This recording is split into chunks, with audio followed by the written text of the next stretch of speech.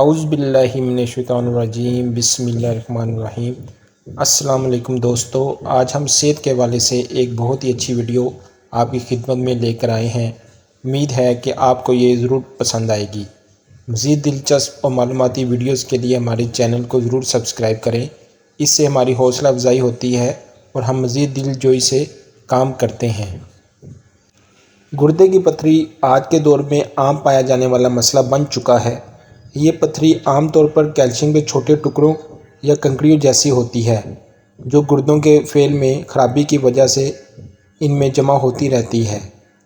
پتھری طویل عرصے تک گردے کے کسی ایک حصے میں جمع رہ سکتی ہے، لیکن جب یہ اپنی جگہ چھوڑتی ہے تو بے حد تکلیف کا سبب بنتی ہے۔ گردے سے خارج ہو کر یہ مثانے تک آتی ہے اور پیشاب کی نالی کے ذریعے خارج ہوتی ہے۔ یہ ایک سست اور طویل عمل ہے جس کے دوران مریض کو بے پناہ تکلیف کا سامنا کرنا پڑتا ہے۔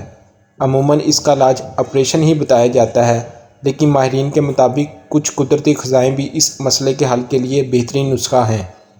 ایک تحقیق کے مطابق گردوں کی پتھری کے خاتمے کے لیے ایک ایسا ہی مفید نسخہ لیموں کے رس، زیتون کے تیل اور آب جو سے تیار کیا جا سکتا ہے۔